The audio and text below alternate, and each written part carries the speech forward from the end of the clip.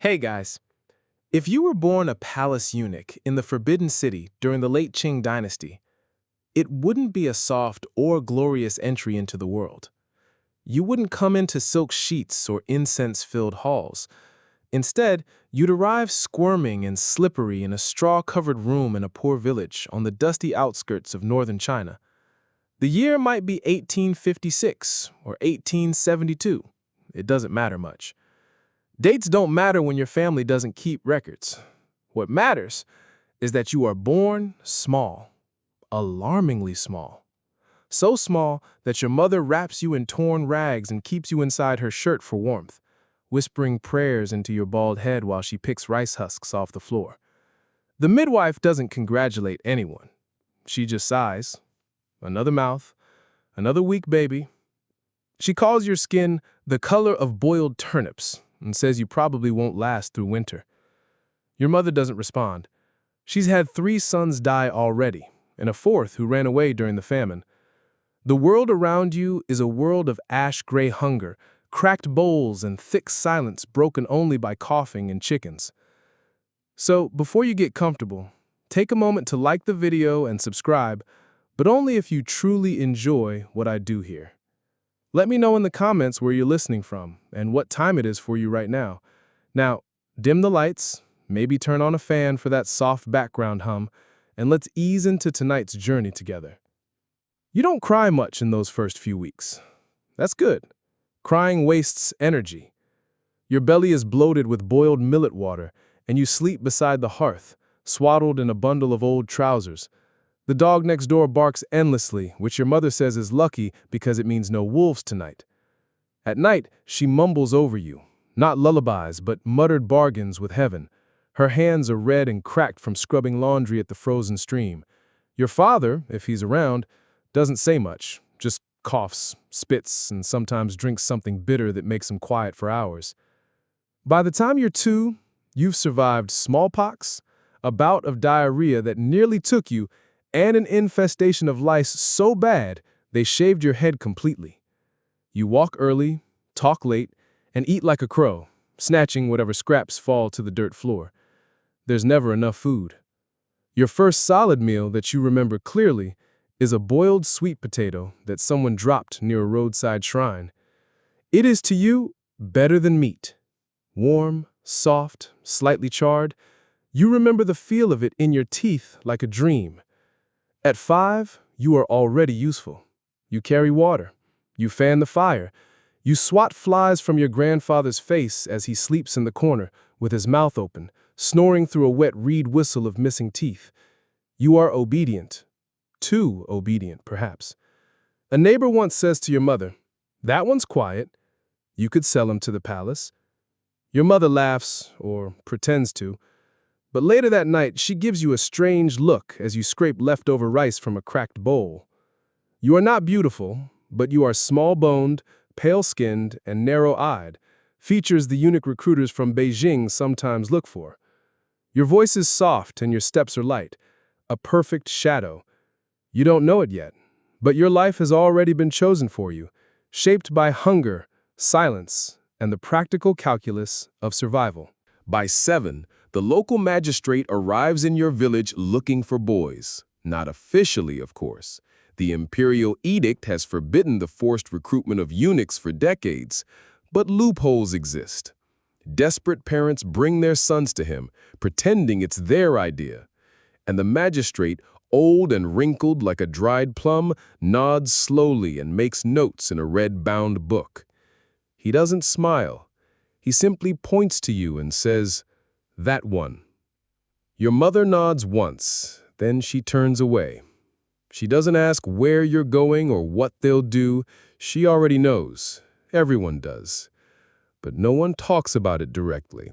The words are too sharp, too final. Instead, she starts preparing you, teaching you to fold cloth perfectly, to bow without shaking, to answer questions with eyes lowered and voice even. You are told not to eat fish before sunrise, not to talk to strangers, and above all, not to ask questions. The day before your departure, your mother gives you a peach pit carved into the shape of a mouse. She says it will keep you safe. It smells faintly of vinegar and old soap. She sews it into your sleeve. That night, she holds you too tightly while you sleep. In the morning, you don't see her cry, but you smell it on her shirt. You are loaded into an ox cart with 4 other boys, none of whom speak. One is weeping silently. One has clearly wet himself. One is staring into space, his mouth twitching. You clutch your bundle, a single blanket, 2 boiled eggs, and a slip of paper with your name written in black ink. That paper is your fate. It will be handed to a man at a tall gate and filed into a ledger. If it gets lost, you're no one. If it gets torn, you disappear. As the cart bumps along the frozen road, you watch the trees pass like ghosts. At one point, you see a kite stuck in a tree, its red paper flapping limply in the wind. It looks like a bird trying to escape. You don't know it yet, but your name will be taken.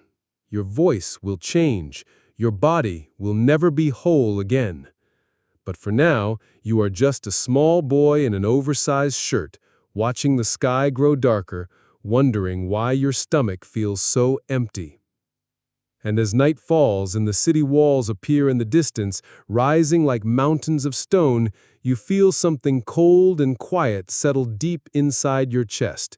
You are not going home. Not ever. The knife comes at dawn. You are barely 9 years old when the decision becomes reality. No one explains the procedure. There are no documents to sign. No quiet talks to prepare you. Only the smell of boiled water, the rattle of metal trays, and the cold fingers of the eunuch assistant who grips your shoulder and tells you not to move. Not even a little. He says it softly, like he's reminding you to hold your breath underwater. You're taken to a back room in a brick building just outside the Forbidden City. It's not part of the palace grounds yet. This is a waiting zone, a place where decisions are finalized in blood. The walls are streaked with soot and old oil, and a threadbare mat covers the floor. You're told to lie down. Your eyes flutter across the dim space. There's a brazier glowing faintly in the corner, a bamboo screen, a shallow bowl of white wine, and a long wooden stick. You don't know what the stick is for. Not yet. The surgeon doesn't look at you. He's an older man with a face like a crumpled shoe and fingernails stained from ink and smoke. He doesn't wear robes, just a simple tunic with faded cuffs and a smudge of blood that he didn't bother to wash off. He says nothing. His assistant pushes your shoulders down gently but firmly. Then someone brings in a second boy, slightly older, to watch. This is common. The second boy is meant to see the process so that he will not flinch when it's his turn. You are both props in each other's nightmares. They start by binding your thighs tightly with a cotton rope soaked in cold brine. The pressure makes your toes twitch and your bladder clench. Then, a sharp pinch of cloth in your mouth. You are told not to scream. Scream, and you'll bleed more. Move, and you might die. That's what they said earlier, while you were chewing on dried beans and trying not to vomit from fear. The knife is thin. Not a soldier's blade, just a small, surgical instrument, honed on stone and boiled in the same water used for soup and laundry. The act is quick, but not painless. The pain is not fire, but ice, like something being stolen from you, something too deep to name. You feel the blood and then the wine. The bowl of white wine is poured over the wound and it stings like betrayal. You can't speak. You can barely breathe. There's no bandage, just a plug made of green beans and paper, stuffed in to stop the bleeding. You faint, or maybe you just retreat somewhere inside yourself, where it's quieter, where the world doesn't spin and the air doesn't taste like iron and vinegar. When you wake up, you're on a pallet, legs apart, the rope still around your thighs but looser now, like a punishment half remembered. The assistant is spooning rice porridge into your mouth while whispering, "Don't move. Not yet." The taste is bland but warm, and it feels like the only kind thing that's happened in days. You're not the only one. Around you, in that dim room with paper-covered windows, are half a dozen other boys. Some are crying, some are silent.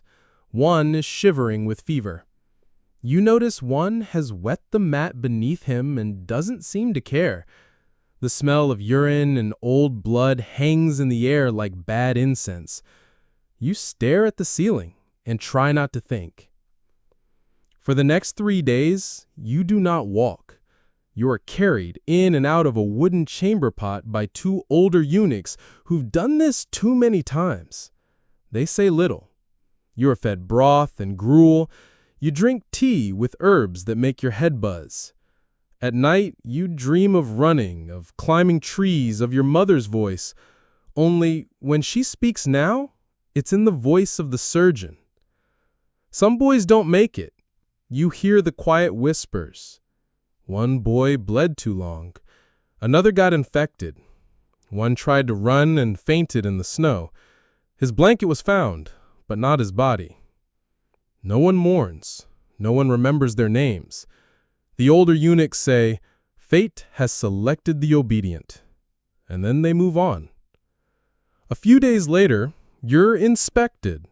A tall official in embroidered robes with a powdered face and a thick mustache visits the recovery hall and looks at you like you're a sack of grain, checking for leaks, bruises, odd seams. He asks the surgeon questions in clipped Mandarin. You don't understand the words, but you understand the tone. It's approval. You've been accepted. Congratulations. You have survived the knife. That means your name will be entered in the outer registry. You will be allowed into the inner city, into service, into the corridors of jade and lacquer. But you won't be allowed to leave. Not ever. Your voice hasn't changed yet. You still speak with the high timbre of a child, but your body feels different, like a garden with no seed, like a hollow flute. The others avoid your eyes, as if they fear they'll catch your fate like a fever. You are beginning to understand the weight of what's happened. Not just the physical loss, but the ghost of something else. The part of you that was supposed to grow into a man has been carefully removed. In its place, silence. They give you a new robe, gray and plain, and a hat that does not fit. You're taught how to tie your belt twice. First, to keep the robe closed. Second, to keep your thoughts inside. You are no longer a boy, not yet a man, not quite a person. You are a servant of the inner court, a shadow among shadows. You have become a person whose presence should never be noticed unless summoned. The last step is a ceremonial bath, not to honor you, but to clean you. You are stripped and scrubbed with rice water soap and coarse cloth. Your hair is shaved again. Your nails are trimmed. You're dipped in 3 barrels of water, one warm, one cold, one scented with sandalwood. A final symbolic gesture as if to say, you were something else. Now, you are this.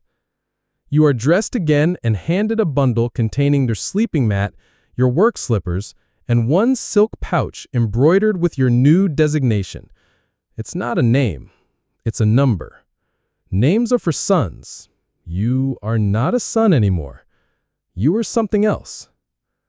They open the gate, not the grand one with dragons, but a narrow door in the eastern wall. It creaks open with the sound of history yawning, and you step through. Past the threshold, The world is different, quieter, colder. You feel the wind pass through the corridors like a whisper of rules. You clutch your bundle. You do not cry. You do not breathe too loudly. The palace has swallowed you whole. The gate shuts behind you with a dull thud, and the sound is final. You flinch slightly, but no one notices. Or rather, no one should notice. That's lesson number 1. From now on, your success will depend not on being liked or even competent, but on being invisible. To survive in the Forbidden City, you must become part of the architecture, like a doorframe or dust, present but never thought about. You stand stiffly with the others in a tight courtyard paved with pale stone. The air smells like old lacquer, ink, and something sweet, maybe rotting plums.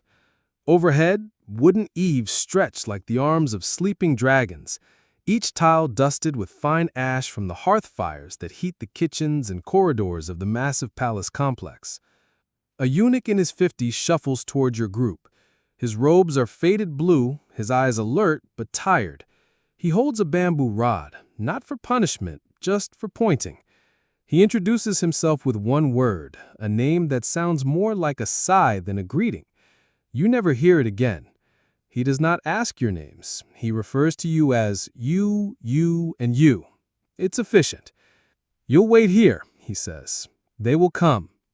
And then he disappears. You do wait, for hours, standing upright, holding your breath each time a rustle of fabric approaches. Occasionally, a group of young eunuchs passes by in a line, heads down, each carrying something different: scrolls, lacquered trays, an entire cooked duck. They do not look at you. That, too, is lesson number 1. If someone isn't directly addressing you, you pretend you are not alive. Eventually, a tall boy with delicate features approaches. He's maybe 15 with a stiff spine and a condescending squint that suggests he's been here long enough to despise new arrivals. He checks the slips tied to your sleeves and grunts once. You go with me, he tells you. And just like that, you've been sorted. The others scatter in different directions, ushered by other boys in the same plain gray robes. You follow your guide through a series of tight passageways, over half-frozen stone paths, past courtyards filled with potted plum trees covered in gauze. Everything is painted red, green, and gold, but the colors feel muted in the winter light, like old stories remembered through fog. He doesn't tell you where you're going. No one does. You ask no questions. That's part of the silent code you're expected to master within minutes of entering this world. Eventually, you arrive at a dormitory, a long, narrow building with red columns, an uneven stone threshold, and no glass in the windows, only oiled paper. Inside, there are rows of wooden sleeping platforms, each barely the width of a child, each stacked with identical gray bedding. Choose a spot, the older boy mutters, already turning to leave. You pick the one nearest the rear wall. It feels safest. Within moments, you're alone again, sitting on your rolled mat, listening to the wind outside make the paper windows shiver. There's a single oil lamp flickering near the door, casting long shadows across the floorboards. Someone left a brush beside the basin. The bristles are stiff with old soap. This is your new home. For now, until they move you again. That night, you do not sleep. The floor creaks with the movements of others. Someone coughs in their sleep.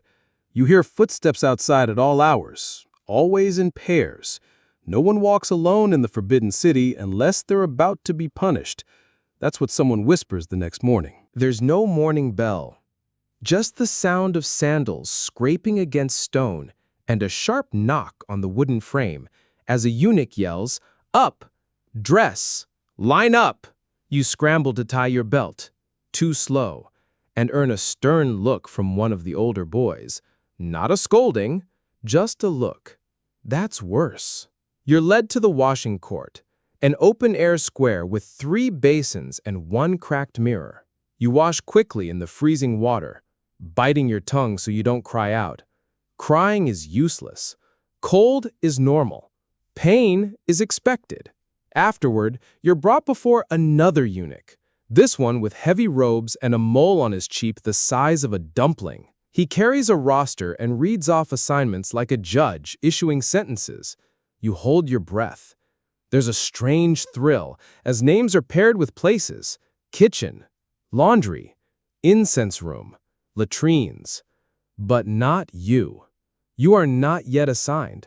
You are still considered too green, too fresh from the outside. For now, you are placed in waiting, a special kind of limbo where you run errands, sweep corridors, and help older eunuchs deliver packages between wings of the palace. You are a body, a voice only when spoken to, and a pair of hands that must never tremble. During this time, you begin to notice things, like how the palace seems to breathe. Doors open and shut without sound. Slippers scuff along wood floors in patterns that follow the rhythms of ritual. Even the birds, trained mynas in bamboo cages, seem to sing on cue. You also notice the guards, not soldiers exactly, but ceremonial watchers. They do not speak. They wear tall hats and robes with stiff collars, and their eyes are always following someone, never blinking too long. You suspect they know everything. And you learn something else, perhaps the most important lesson of all. The Forbidden City is a maze, and you are expected to memorize it. There are hundreds of halls, dozens of gates, a palace for every season, and a room for every emotion. Names blur together. Hall of Supreme Harmony, Pavilion of Accumulated Fragrance, Palace of Earthly Tranquility. You wonder if the names were chosen by poets or madmen. Probably both. Each day you're sent on longer errands with less direction. You carry inkstones from the scholar's tower to the document wing. You deliver a robe to a scribe who does not thank you. You carry firewood to a tea room that always smells like oranges. At one point, you were sent to deliver a letter and make a wrong turn, ending up face to face with a white cat wearing a red silk collar. You freeze. The cat does not. Moments later, an old eunuch appears silently and guides you away with one flick of his fingers. He doesn't speak, but his eyes say it all. Don't wander. Not here. That night, back in the dormitory, one of the older boys sits beside you and whispers, "Some doors never open the same way twice." Then he rolls over and sleeps. You are left wondering whether he's warning you or joking, or both. You do not laugh. You haven't laughed since before the knife, but you allow yourself a smile, just a sliver, as you press your back against the wall and listen to the palace breathe. Your feet ache from standing too long, your arms are sore from carrying inkstones, and your mind buzzes with the endless repetition of names, directions, and rituals. But today is different. Today, for the first time, you're led not through the outer corridors or servant alleys, but straight through a narrow red gate flanked by two carved lions. Their stone eyes seem to judge you as you pass. You bow instinctively, even though no one told you to. Inside, a senior eunuch is waiting. He is thin as a fishing pole, with skin like dried parchment and a mouth that barely moves when he speaks.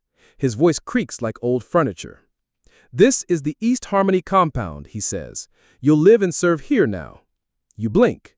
Another dormitory? But then he points behind you, to the path you just walked. That gate is closed now. And just like that, you realize, there is no going back. Not to your old dormitory, not even to the blank job list you floated under. You have officially been absorbed by the palace, given a home, which also means responsibilities. You were given new clothes, slightly finer than the gray rags you wore before. This robe is a soft blue with faint cloud patterns embroidered in near-invisible thread. Your belt is tighter, your hat now fits. Someone even gives you a brass hairpin to keep the top knot in place, even though your hair is barely longer than a thumb. Your new quarters are cleaner, quieter, and somehow lonelier. You now share space with only 3 other boys, all older, none friendly. They have already learned the art of survival through silence. Their eyes pass over you like smoke. You sleep beside a wall and keep your possessions, mat, spoon, brush, pouch, arranged precisely, because someone is always watching, even when they aren't.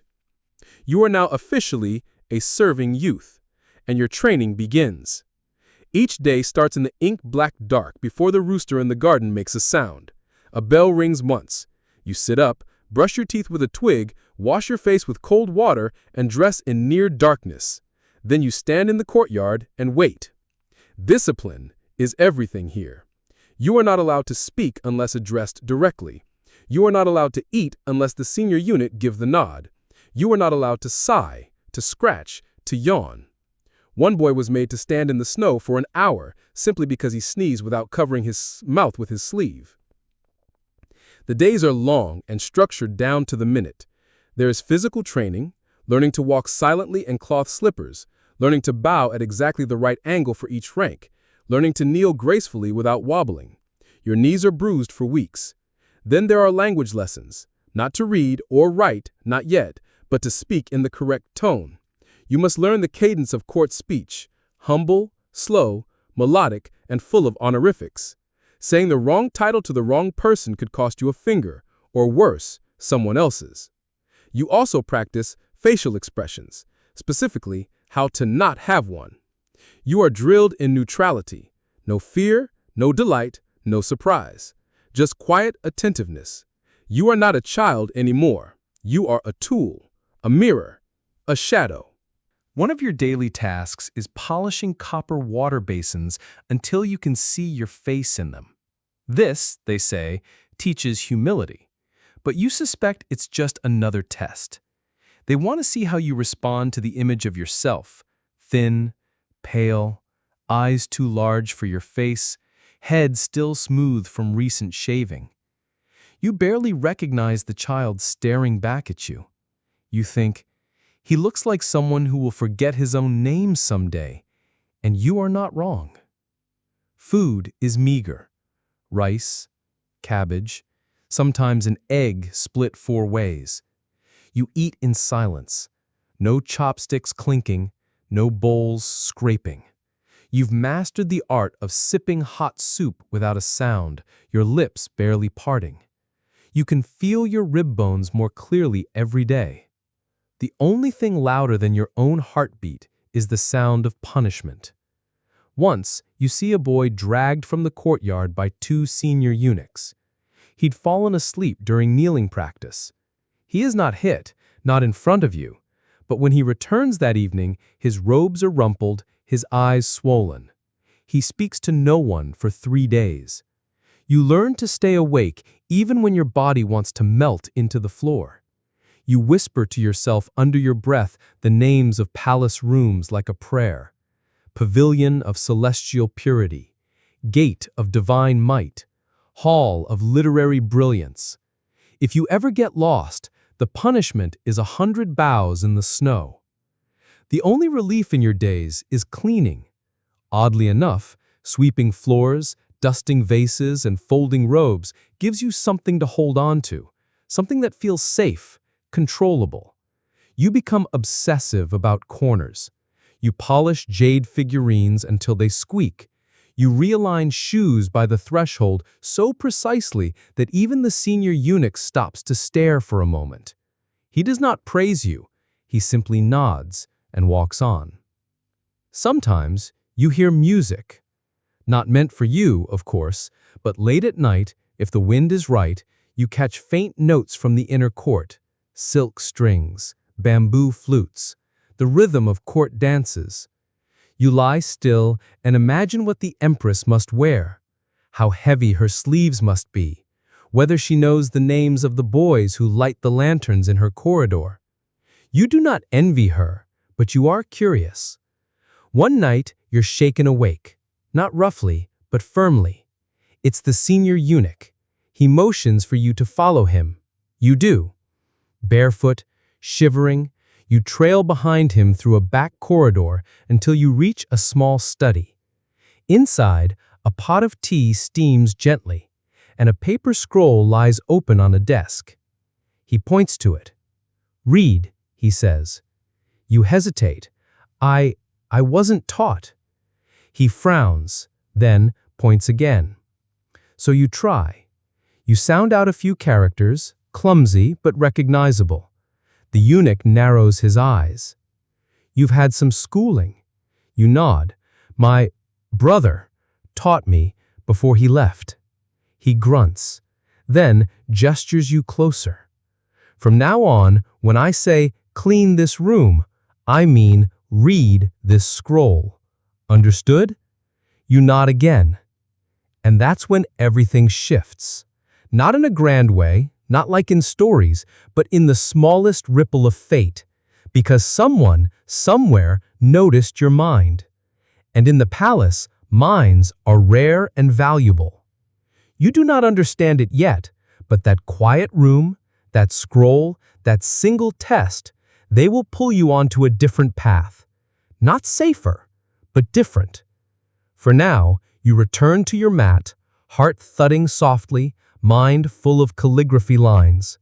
You sleep curled like a shrimp, hand tucked into your sleeve, and dream, for the first time in weeks, not of knives or shouting or cold rice, but of ink. You begin to understand that the Forbidden City is less a palace and more a living organism. It breathes through its corridors, digests those who serve it, and remembers everything, even you. Your schedule is now fixed, down to the minute. The bell rings at the 3rd hour before dawn, every day without fail, whether the sky is filled with stars or swollen with snow. You rise, as always, without a word. The sleeping hall groans with the sound of boys sitting up in synchronized misery, slipping into their robes with mechanical precision. You're led outside in single file, past shadowed lanterns and stone steps polished by generations of quiet feet. The cold air nips your cheeks as you shuffle barefoot to the central training yard, where discipline is carved into bone. It's not a punishment, it's a philosophy. Here, silence is a rule. You learn early that speaking, even to ask a simple question like, "May I?" can draw eyes, whispers, suspicion. Eunuchs do not chatter. Eunuchs do not express. You communicate in bows, glances, gestures. A raised eyebrow is a full sentence. A twitch at the corner of your mouth, a warning. You can nod with your chin or with your whole body, depending on the rank of the person before you. Your body becomes your grammar. You're taught the importance of timing, how to enter a room precisely 7 steps behind your superior, how to pour tea so it makes a sound exactly halfway through the cup, how to pause long enough after a command to show humility, but not so long that it looks like hesitation. It's performance, yes, but not theatrical. It's survival. Your hands are trained too. You learn to tuck them into your sleeves at rest, how to extend them when holding objects, and, perhaps most importantly, how never to point. Pointing is rude, offensive, dangerous. You learn to indicate directions with a graceful motion of the entire arm, like a willow branch swaying in deference. When a superior passes, you bow. Not deeply, just a subtle incline, as if you're acknowledging the weight of their presence without disturbing the air around them. If a royal passes, you kneel, immediately, without breathing. You stay there until the footsteps fade entirely. Once, a boy kneels too slowly. The entire dormitory is denied food for the day. No one forgets. You are also introduced to the 3 faces you must wear. The first is your public face, blank, gentle, humble. This is the one seen by nobles, by higher eunuchs, by visitors from the provinces. You wear it like a mask, and it must not slip. The second is your inner face, alert, calculating, always listening. You wear it beneath your skin. It watches the faces of others for signs of shifts in favor, changes in order, sudden silences that mean something has gone terribly wrong. The third is your secret face, the one that remembers who you were before, the boy from the village, the sweet potato in your hand, the red kite in the tree. You keep this face buried so deep it no longer feels real. It's the most dangerous one of all. Still, there are punishments. For hesitation, for twitching, for laughing. Once, during a foot position drill, A boy's slipper flies off and hits another in the face. Someone snorts. Laughter ripples like lightning through the line. The instructor says nothing. But that night, the slipper boy cleans all latrines alone. And the laughing one? Transferred. No one sees him again. There's also the matter of posture. You are to walk with your spine long, your hands hidden, and your chin slightly tucked. Not proudly, not meekly, just correctly. The balance is impossible. Too confident, and you are arrogant. Too slow, and you are dim. Too perfect, and others will hate you. You also memorize names, so many names. Names of courtyards, halls, pavilions, gates, bridges, canals. Names of rituals, titles, holidays, gods, and names of people, always spoken with the proper honorifics. Even now, years later, you'll never forget the phrase that loops through your mind as you try to fall asleep. Please allow this lowly one to offer deepest respects to the esteemed lady of everlasting plum. One morning, while scrubbing a corridor wall with a cloth rag and a bowl of herbal vinegar, you make the mistake of pausing to look up. Just a second. Just a moment of curiosity. A lady of the court is walking past, followed by 2 senior eunuchs and 4 maidservants. Her gown sparkles like snow under the winter sun. Your eyes rise above her embroidered slippers and brush her hem. It's enough. That night, you are summoned to the training room. You kneel on the cold tile. A quiet voice explains that gazing too high, even accidentally, is disrespect. You are told to recite all 108 palace titles before being allowed to sleep. You get as far as 62 before fainting. It's not all bleak. You find tiny moments of calm. There's the way the sunlight filters through the lattice windows in the silk sorting room, the smell of ink and cedar from the calligraphy hall, the soft sound of moths flapping around lanterns after curfew. You begin to mark time by the click of the lantern lighter's sandals in the corridor. You begin to associate safety with repetition. There's a joke passed around among the junior eunuchs. The walls of the Forbidden City have ears, but they also have taste, and they like the taste of boys who talk too much. You laugh silently, inwardly, once. You start to get good at this life. Not joyful, not free, but good. You can now walk from the laundry court to the fragrance garden with your eyes closed. You can fold a ceremonial robe in perfect sixths in under a minute. You can tie your sash so precisely that even the most senior attendant nods faintly. But the most impressive thing you learn, perhaps the one thing that truly makes you feel powerful, is how to disappear. Not hide, disappear. You learn to sense when a superior is about to round the corner. You adjust your stance. You breathe shallower. You step to the side in silence.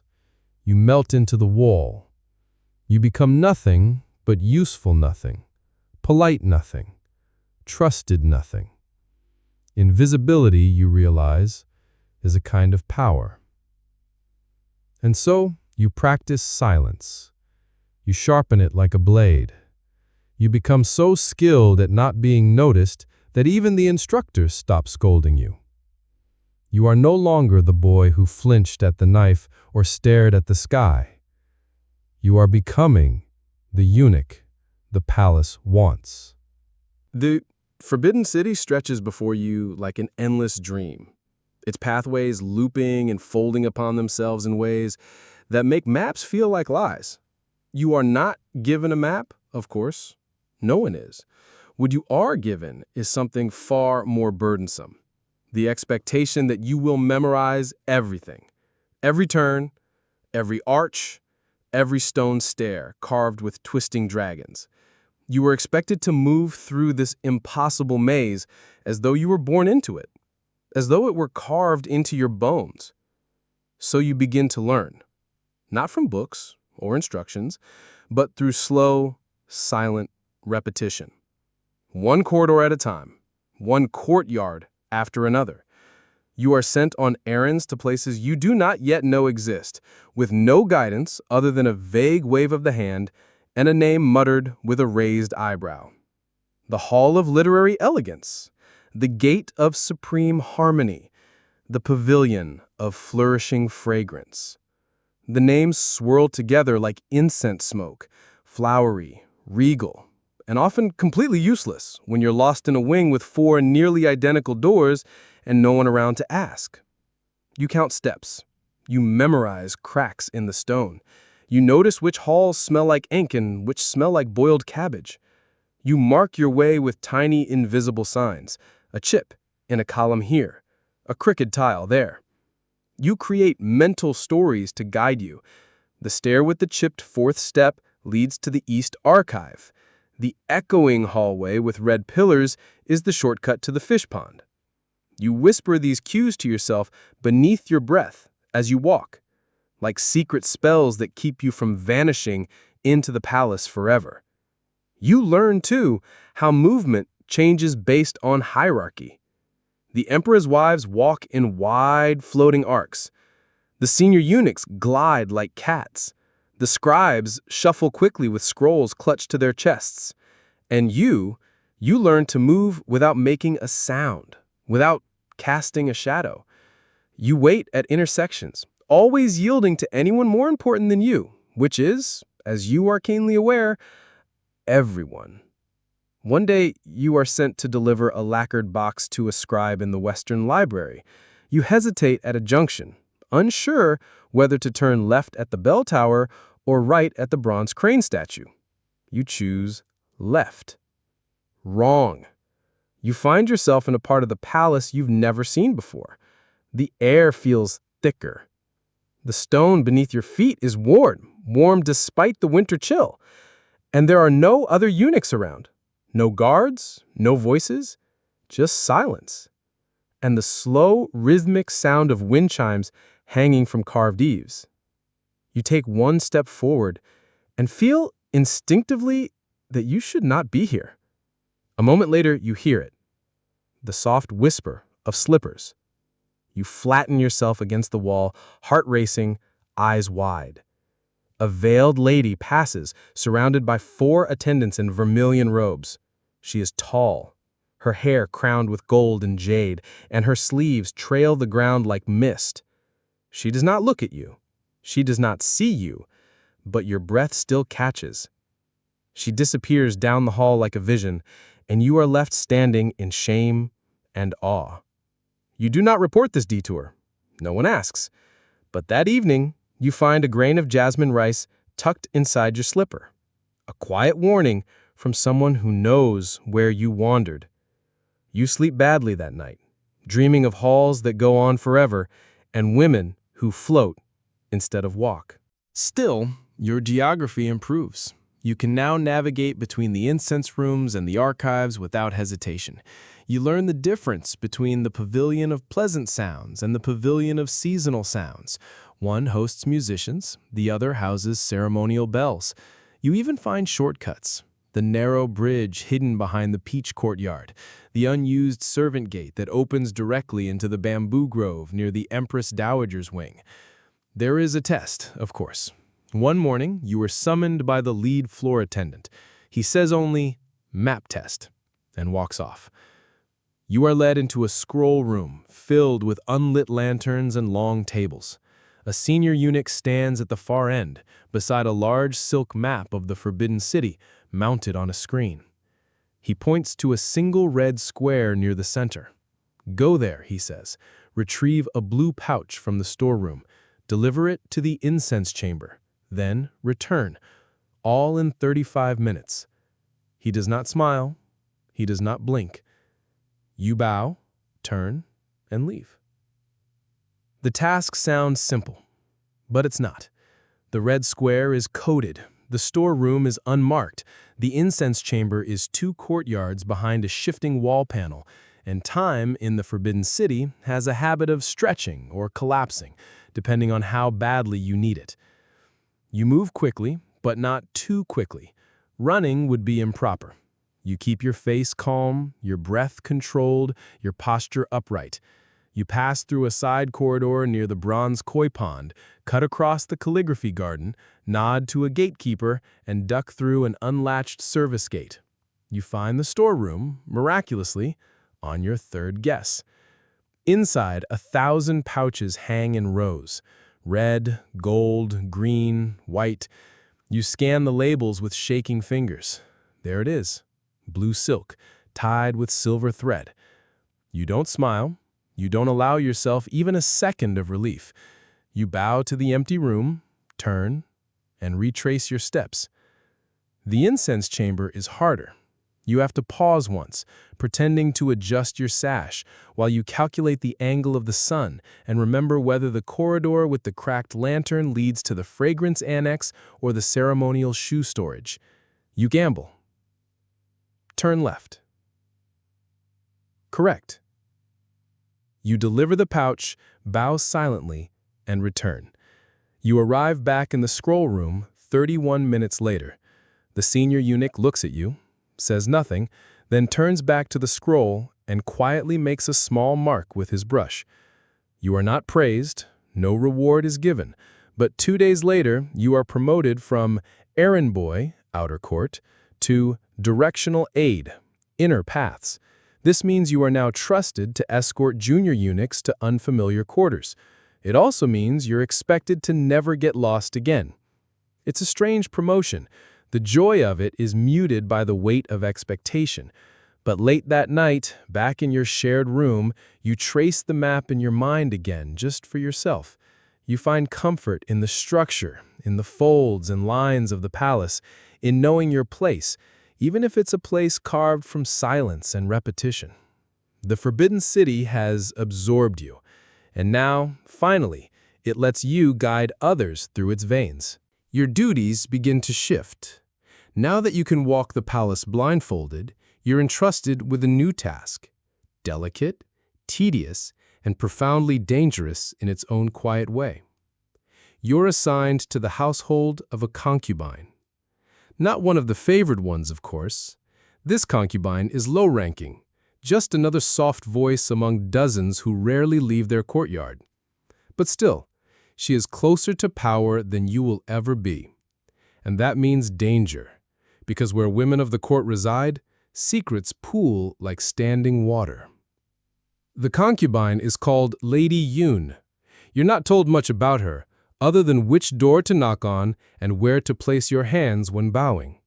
You're warned not to look her in the eyes unless invited, not to speak unless spoken to, not to touch anything in her chamber that she hasn't first touched herself.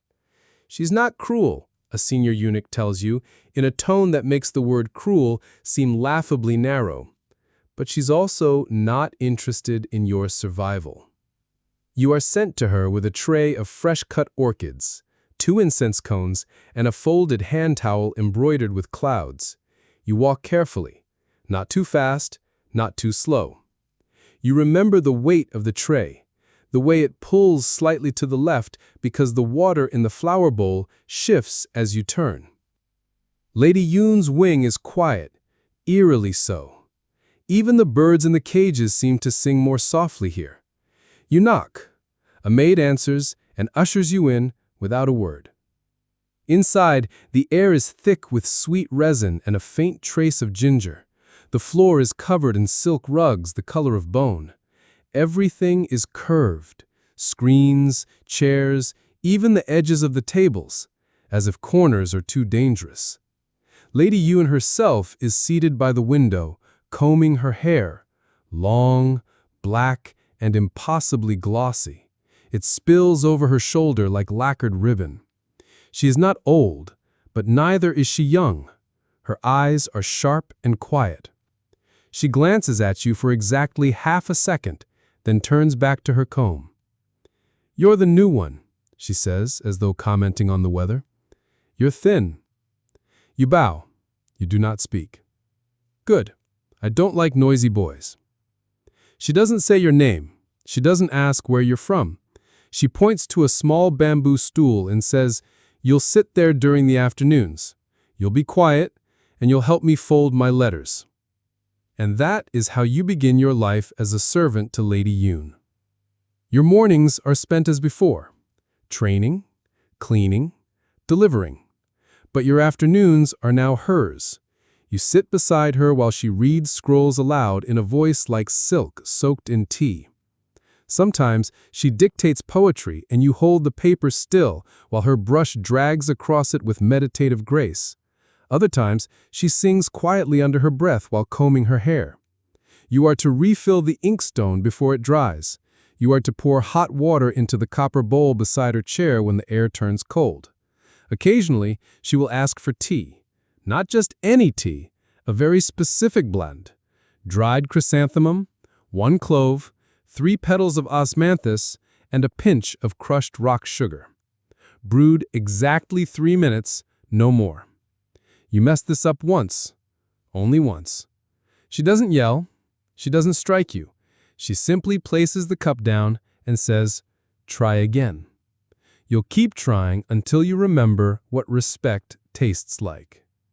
You make that tea every day after that with trembling fingers, measuring each petal as if your life depends on it, which, in some ways, it does. She begins to speak to you more over time, in that detached way the highborn speak to furniture they've grown fond of.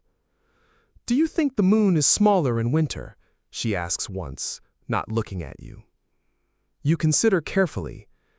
"It seems sharper, esteemed lady, like a blade." She pauses, smiles faintly. That's a good answer. It's the first time she smiled in your presence. Soon, you begin to fold her clothing. At first, just undergarments, then robes, then elaborate gowns embroidered with phoenixes and clouds. The first time you fold one wrong, you are forced to refold it 20 times. She watches you silently the entire time. But when you get it right, she rewards you with a single plum candy left on the tray the next day. A candy so small, so precious, you tuck it into your sash and save it for a night when the wind outside howls like a lonely dog. You also learn the strange rituals of her world. On the first day of each new month, she lights a lantern and floats it in her copper basin. On the 7th, she burns a letter she never reads. On the 15th, she cuts a lock of her hair and places it under her pillow, only to bury it in the garden 3 days later. No one explains these things. You simply observe and remember. You begin to memorize her rhythms, when she likes her room aired, which flowers she prefers, how she arranges her writing brushes by length and softness. You learn to anticipate her moods from the way she sets her comb down. Gently means she will hum later. Sharply means you should not speak at all. But the most delicate task of all is helping with her silk. Once a week, she opens a chest of unused silk bolts, gifts from court officials, from her own clan, from distant merchants. She touches them one by one, humming softly, deciding which one might become her next robe. You are to hold the fabric at just the right tension as she runs her fingers over it. You are not to react when her hand brushes yours. You are not to speak unless asked to identify the color. And if she asks for your opinion, rare, but it happens, you are to answer poetically. "Does this remind you of the sea?" she once asks, holding up a bolt of blue silk shot through with silver. You answer, "If the sea were dreaming of the sky, perhaps." She does not reply. But the next morning, your breakfast bowl has an extra spoonful of sesame paste. Your life becomes wrapped around her routines. You no longer mark time by the bell or the rising sun, but by Lady Yun's needs. When she has a cold, you boil pear slices in rock sugar and lotus seeds. When she has a headache, you steep chrysanthemum petals and fan her gently while she rests. When she receives a letter from her family, you are to leave immediately and return only when summoned. But nothing in the palace lasts forever. One day, you are sent to her quarters as usual, but the door is closed. A maid meets you outside and says, curtly, "She is unwell. Come back tomorrow." You do. And the next day. And the next. But she never returns. Her quarters are cleaned, her robes removed, her letters burned. You are never told what happened. You are reassigned without ceremony. Someone else now sits on that bamboo stool. You return to your general duties, folding robes and lighting lanterns as though nothing has changed. But sometimes, in the quiet, you catch the scent of osmanthus and ginger in a passing breeze. And for a moment, you remember how it felt to sit in her room, holding silk, folding letters, waiting for the moon to sharpen like a blade. After Lady Yun disappears from your life like a silken breath erased from glass, you're returned to the general servant pool. But this time, your path no longer drifts through incense rooms and silken chambers. You are reassigned to the eunuch kitchens, a bustling, heat-slick underworld buried deep beneath the daily rituals of emperors, consorts, and scholars. If the Forbidden City is a living thing, then the kitchens are its belly, rumbling, sweaty, sour-smelling, and always hungry. You report to the main cook at dawn, your robes still damp with dew. He's a squat man with a round, flushed face who wears his hairnet like a crown and yells like a general leading troops into battle. His name is Master Bao, and he does not like children. "The last boy burned the rice," he tells you without looking up. "I made him stir porridge for 3 days without sitting down. Are you going to be smarter than him?" You nod. "Not too quickly." "Good. Go wash your hands, then wash everything else." You spend your first week in the kitchen ankle-deep in turnip peelings, fish scales, and forgotten bones. The floor is constantly slick. Steam fogs every window. The air smells like vinegar, pickled mustard, garlic, and sweat. Your first job is cleaning. Bowls, knives, cleavers, baskets, cutting boards. If it touches food, it's your problem. The work is relentless, noisy, dangerous.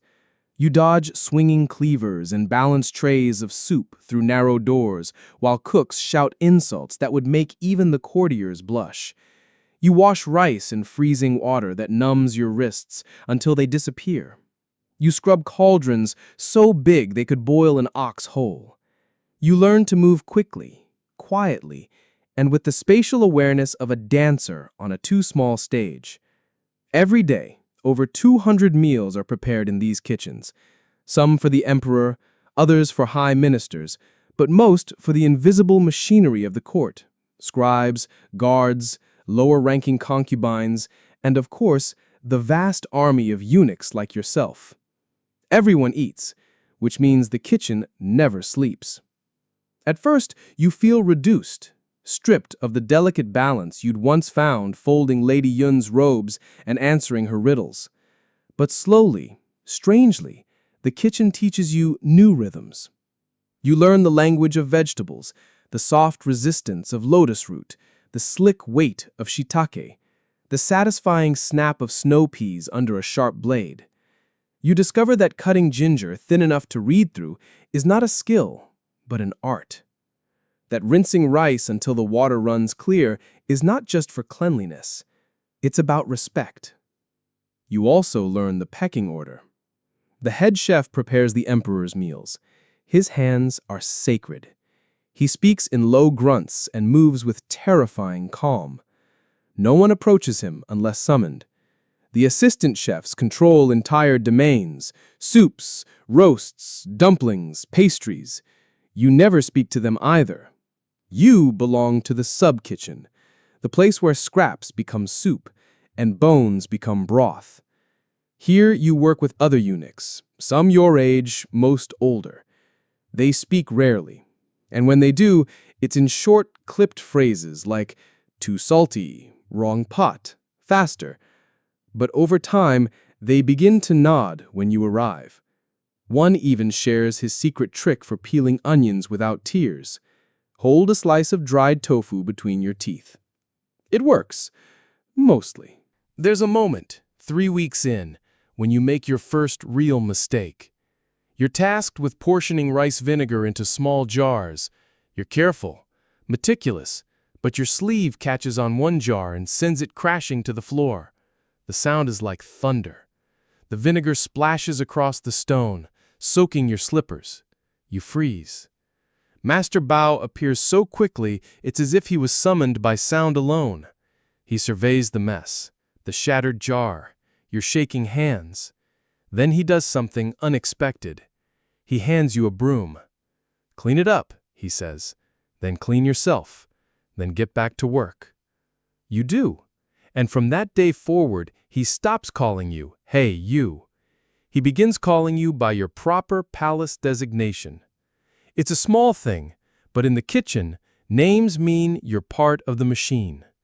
As the days pass, you find a strange comfort in the noise and repetition. You no longer flinch when a ladle clatters to the floor. You move between woks and ovens like a ghost in greased slippers. You even learn to hum softly, an old lullaby your mother used to sing while chopping scallions. No one stops you. Occasionally, you sneak a taste. Not much, just a bit of broth from the ladle tip, or a sliver of pickled radish. You know the rules. Food meant for the emperor is untouchable. But scraps? Trimmings? A burnt dumpling tossed aside? Those can be yours if you're fast and discreet. One day, while sweeping fish guts into a basin, you overhear 2 senior eunuchs whispering near the salt jars. Their voices are low, urgent. One mentions the name of a court minister. The other says, "Tomorrow morning, after the 3rd bell." You pretend not to hear. You keep sweeping. But it stays with you. Not just the words, but the realization. The kitchen hears everything. Everyone eats. Everyone gossips. Everyone passes through these walls. And if you listen closely, if you keep your eyes low and your ears open, the palace reveals its secrets, one spoonful at a time. You begin to learn who favors which dishes, which consorts send their soup back if the mushrooms are sliced too thick, which scribes sneak candied dates into their sleeves, which eunuchs have special diets, low salt, extra ginger, no garlic. You memorize it all. No one tells you to, but knowledge, even culinary knowledge, is power. One night, you're asked to carry a tray of warm buns to the outer writing hall. You balance it carefully, your heart pounding. This is your first direct delivery since Lady Yun.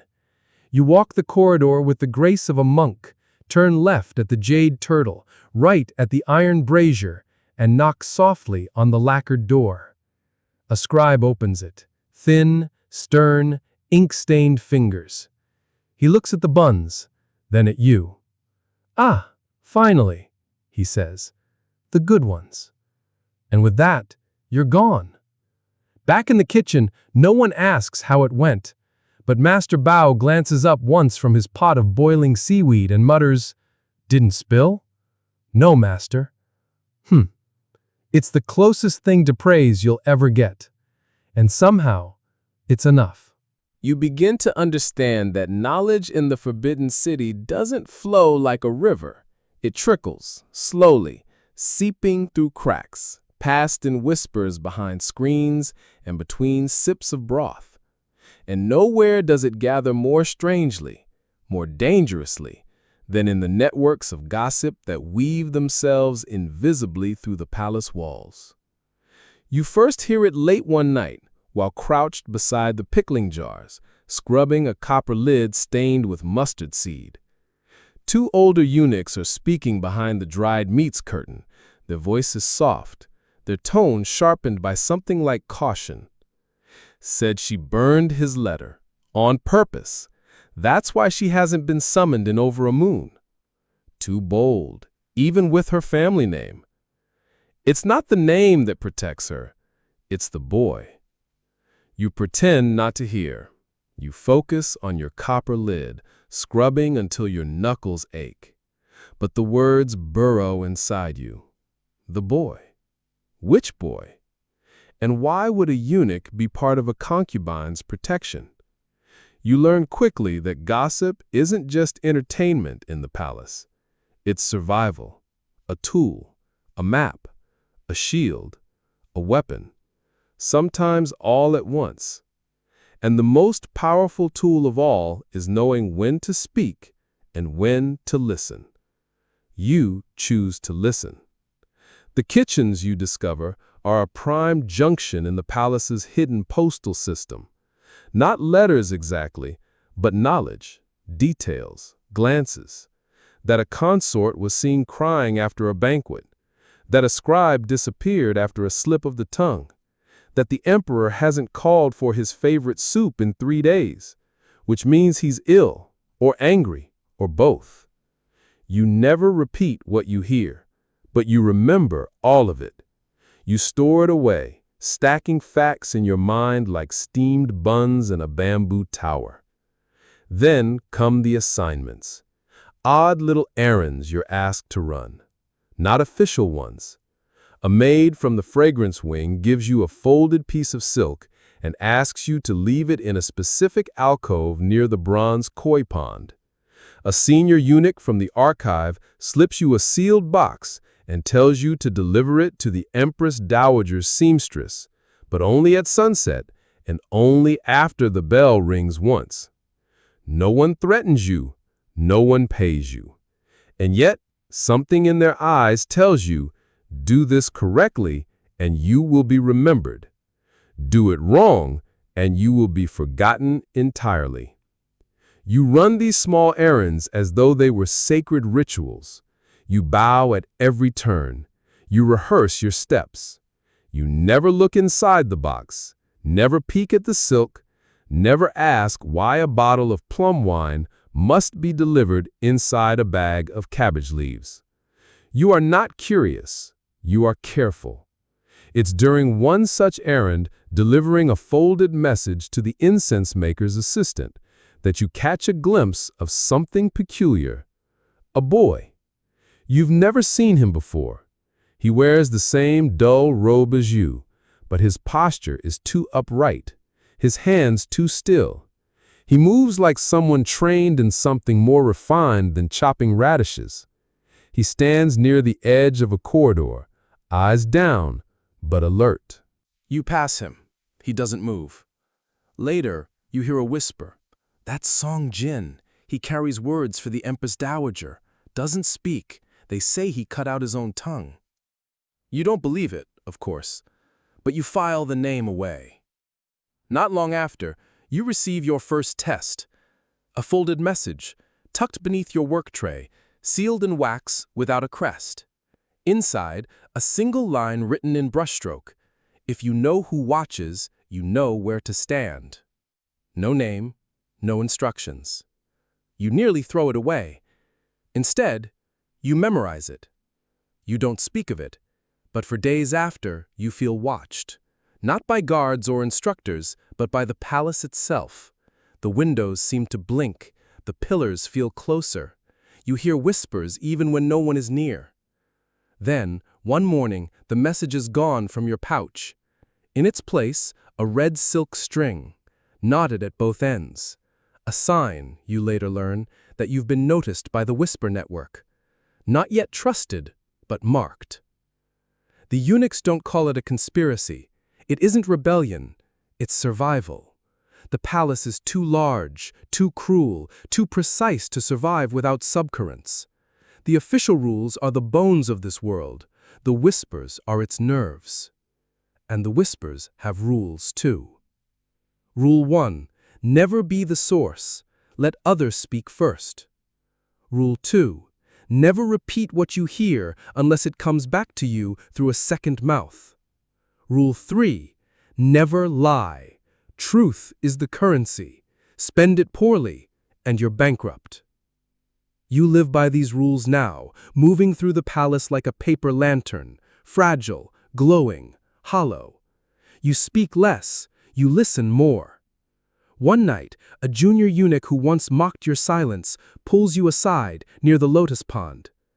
"I heard you know where the scribe hides his spare ink sticks," he says. You do, but you say nothing. He waits, then smiles. "Good, you'll last longer than Yost." He walks away. It's the closest thing to respect you've ever been given. From then on, the Whispers treats you differently. You're not central, but you're not ignored. People pass you folded notes without fear. You are asked to deliver messages coded in poetry. Once, a string of dried apricots is handed to you with the instruction to place the largest one in the robe pocket of the third eunuch on duty after dusk. You do. You never learn why. But the next day, that eunuch offers you the last sesame bun from the tray. Nothing is direct. Everything means something. The palace is a language, and you're learning to speak it without opening your mouth. Eventually, you are summoned by an old eunuch with a crooked back and eyes like river stones. He says nothing, hands you a brush, a scroll, and a stool. Copy this and keep your ears open. It's your first step toward a different kind of service. One where the words you write are not your own, but your silence becomes louder than any voice. You dip the brush into ink. The palace breathes behind you, and you begin to copy. Your hand begins to forget how to grip a broom. The bristles are replaced by brush hairs, the sweeping replaced by strokes. You're moved to the scriptorium, the long, narrow tower above the archives where the light is soft, the voices hushed, and the walls are lined with scrolls instead of cooking pots.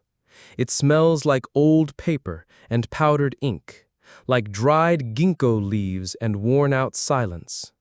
Your role is now clear. You are to become a palace scribe. Not a full one, not yet, but a copyist, a transcriptionist. The kind of eunuch who sits cross-legged for hours and rewrites the same phrase in flawless brushwork until it no longer has meaning. You are given a seat beside a window that never opens, a bamboo mat that never softens, and scrolls that seem older than your bones. Your job is to copy imperial edicts. Not the ones already released, no, that would be too easy. You copy drafts, revisions, practice sheets from high ministers, and sometimes documents whose intended recipients are never named. You are told to write precisely, without flourish. Each stroke must follow the model text exactly. Deviate, and your sheet is burned. 3 mistakes in one day, and you clean inkstones for a week. You learn quickly that in the Tower of Scribes, calligraphy is not art. It is obedience, expressed in ink. At first your hands cramp. The brush slips. The characters wobble like startled insects. You apologize silently to the paper. But over time your grip stabilizes. Your wrist learns the rhythm.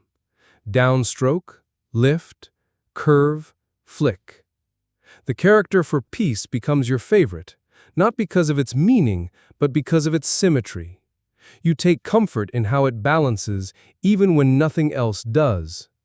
You don't speak to your fellow scribes, not because you're forbidden, but because the silence has become comfortable. You know them only by the rhythm of their brushes. One scratches like a beetle on bark. Another glides like water on jade. You imagine each has their own story, hidden beneath their robe sleeves and tucked between the folds of scrolls they're too afraid to claim. Occasionally, a senior eunuch will come by and drop a new document onto your table without a word. Sometimes it's a record of rice shipments. Sometimes it's a marriage request from a distant noble family. Once, it's a list of names. No titles, just names. You recognize none of them, but you feel a chill as you copy each one. The next day, you ask about the scroll. Forgotten, the senior eunuch says. You never see it again. Your days blur into one another, Morning light creeps across the floorboards, the same way each day, inching toward your knee by the third hour. You no longer check the bell, you measure time by shadows. And yet, the scrolls change. You begin to notice patterns, recurring phrases, subtle corrections. The way one minister's calligraphy always curves slightly left, as if he fears the right. You start to understand who is in favor and who has fallen, not by announcements, but by frequency.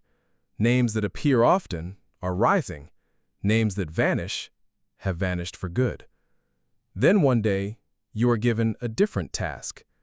No brush, no scroll, just a small, velvet pouch with a folded slip of silk inside. You open it. 3 characters. Delicate. Crimson.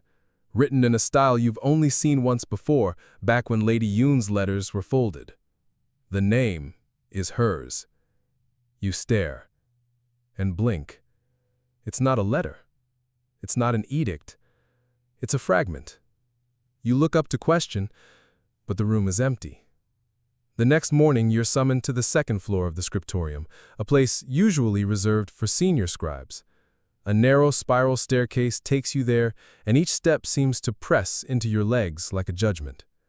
The chamber is quiet, dimly lit, with scrolls stacked in bamboo racks and low tables carved from dark wood. You're told to kneel and listen. You've been noticed, the scribe says without preamble. His voice is soft, dry, like tea leaves in wind. Your hand is steady, your memory intact. But more importantly, you don't ask questions. You bow. There is a need, he continues, for quiet men who can copy what they should not read. He places a blank scroll in front of you. You will be given pieces, fragments, sections. They will not make sense. They are not meant to. He says nothing more. You copy. Days pass, then weeks. You become a ghost with ink-stained fingers hunched over half-meanings and elegant lies. The scrolls you transcribe are increasingly strange. Half-poems, prayer fragments, passages about river spirits, lists of ingredients for medicines that don't exist. You no longer try to understand. You just record. And yet, part of you does understand. Not the content, but the purpose. By fragmenting knowledge, the palace controls it. By keeping each scribe blind to the full message, it ensures no one sees the whole picture, not even you. Still, you can't help but piece things together, like how a scroll about the emperor's sleepless nights is followed by a dispatch of extra opium imports, or how the name of a concubine you thought long forgotten appears beside a coded list of incense ingredients. You never speak of what you notice, but you start to feel the weight of it, like ink settling in your lungs. One night, you return to your chamber to find a fresh brush placed on your mat. A gift? A reward? Or a test? You pick it up. The bristles are softer than any you've used. It smells faintly of plum blossom. The next morning, you use it to write the character for silence. It comes out perfect. You smile, but only with your eyes, because here, in the Tower of Scribes, perfection is expected. Recognition is not. The palace does not mourn its dead aloud. You learn this one gray morning when the halls are oddly still. The windows remain shuttered long past sunrise, and the usual clatter of trays and slippers seems to vanish into the air like a breath held too long. There's no bell, no announcement, just a change in the atmosphere. So subtle, you might miss it if you weren't already trained to feel tremors beneath stillness. You're seated in the scriptorium, as always, brush in hand, copying a revised poem for a mid-level consort's birthday ritual when the senior scribe enters without speaking. He walks with deliberate slowness, closes the scroll cabinets, and extinguishes half the lanterns in the room. Then he places a black slip of silk across the windowsill and leaves. You know, before anyone says it, someone important has died, and the entire palace is holding its breath. Later, you will hear it whispered, first in the corners of the incense room, then behind a paper screen in the south corridor. It was the emperor, after weeks of fever, gone before the cock crowed. The details are vague, softened by rumor, carried on uncertain lips. But you were there. Not in the chamber, of course. Only a handful were. But you were in the air of that moment. You felt the palace tense, its bones shudder. The stillness wasn't peace. It was shock. In the evening, you're summoned. Not to clean, not to copy, but to hold the door. The senior eunuch points to a side passage, one of the narrow wooden tunnels that leads to the outer wing of the Hall of Union. You're to stand guard, still, silent, eyes down, as scribes, ministers, and high eunuchs pass through carrying scrolls, candles, and sealed boxes. You do not ask what they carry, but you know. You recognize the lacquered container that holds the imperial seal. You recognize the white mourning bands tied around the wrists of those closest to the body. And you hear, as they pass, one voice mutter to another, "They will not announce it for 3 days. The heavens must be informed first." You are a ghost holding a door for phantoms. You remain still for hours, your feet numb, your fingers trembling only slightly. You are not supposed to notice anything, but you do. You notice which officials weep quietly and which ones do not bow at all. You notice a single thread come loose from the hem of the Empress Dowager's mourning robe as she passes, trailing across the floor like a memory. You notice, above all, the absence of the Emperor's scent, the distinct aroma of cedar oil and musk that always accompanied his presence. It is gone. The air is too clean, too thin. And then, as the moon rises behind the filigreed window lattice, the last of the procession passes. You close the door. That night, the kitchens are silent. No sweet soup is served, no rice cakes. The meat is withheld, not as punishment, but as custom. When an emperor dies, even the palace animals eat plain millet for 3 days. You lie on your mat, not sleeping, staring at the beams above your head, wondering what happens now. The Forbidden City is a body, yes, but when its heart stops, does the body keep moving? Or does it pretend to for fear of collapsing? In the morning rituals begin. The entire palace shifts to white. White sashes, white candles, white lotus paper strewn across the walkways like silent snow. Eunuchs are ordered to wear plain robes without embroidery. All performances are halted. No music is played. Even the birds are covered. You are told not to smile, not that anyone has in weeks. You are told not to laugh, not that anyone remembers how.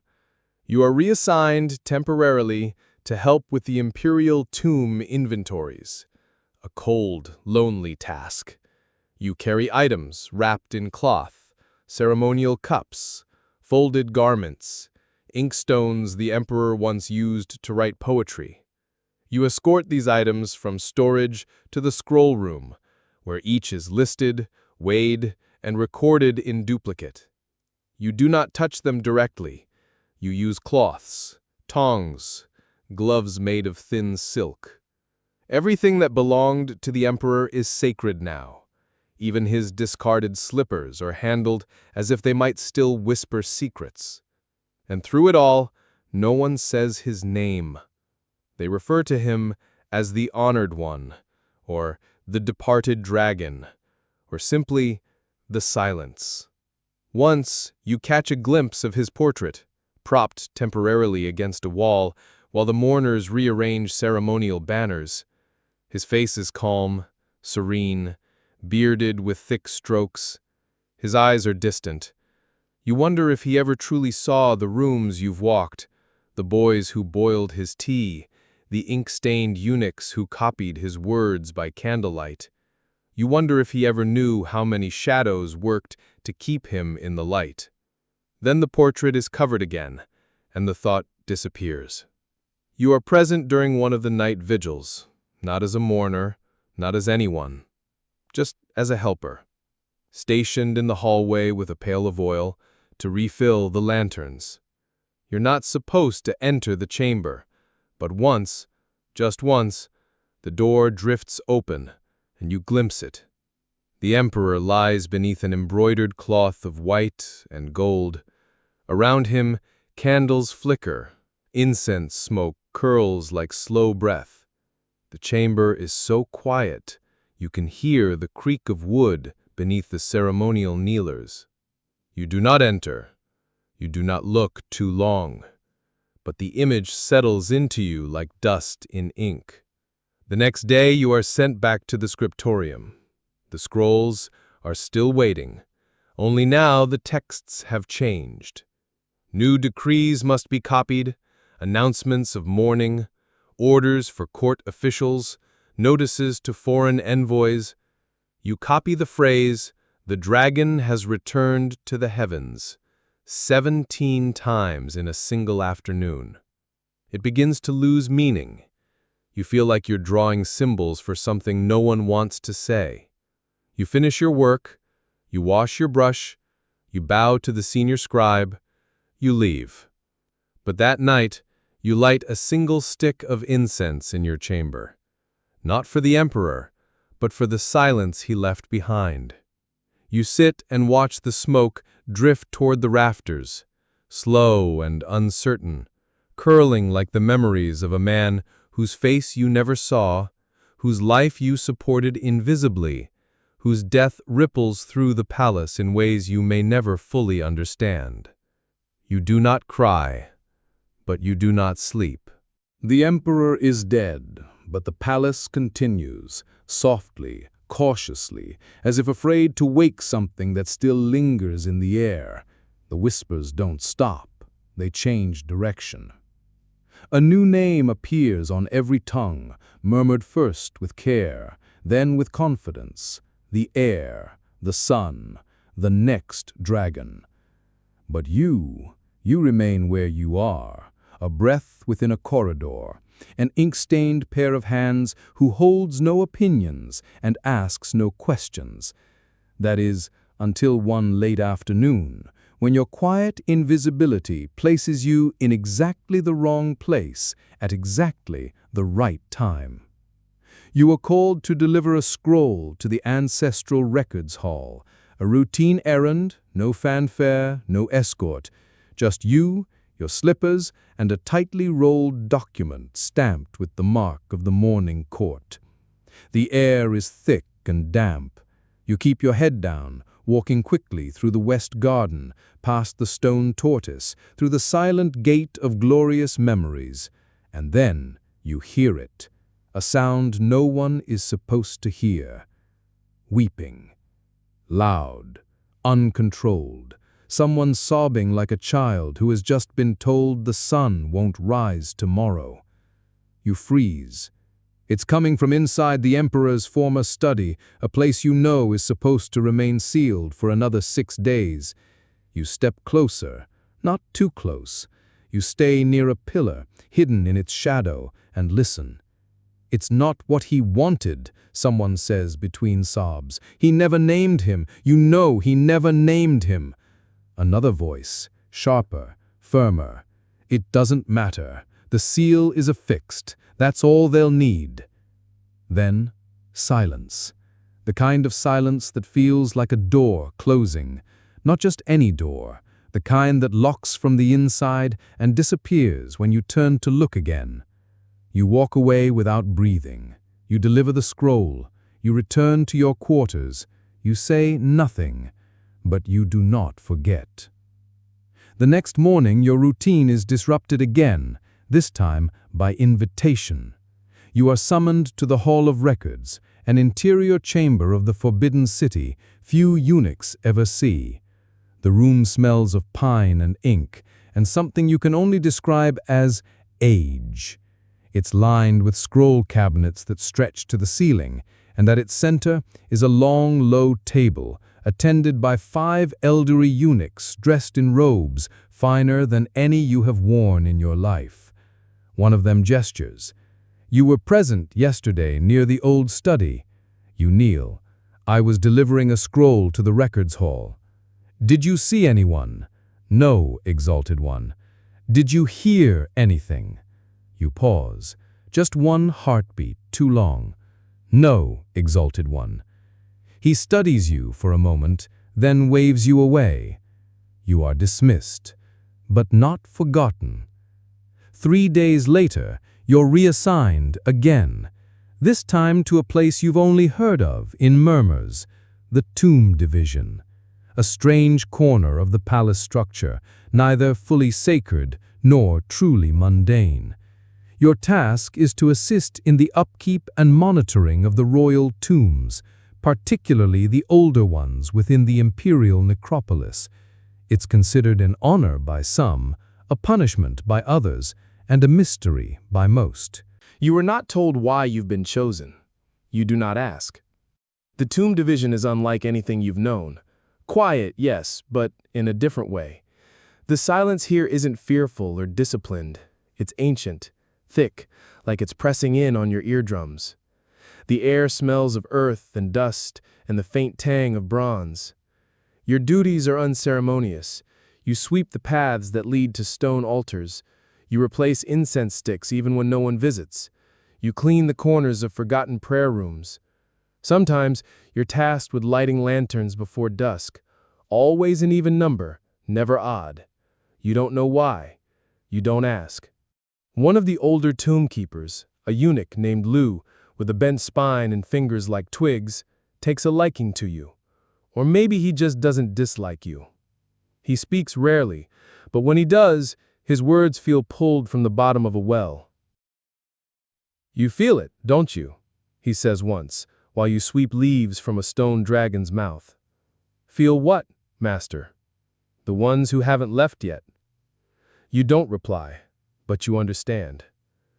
There are days when you walk the outer gardens of the tombs and feel watched, not by guards or nobles, but by something deeper. The trees seem to lean inward, the stone lions appear to blink. Once, you hear a voice behind you whisper your name, soft as breath. You turn. No one. You mention it to Lu. He nods. That means they remember you.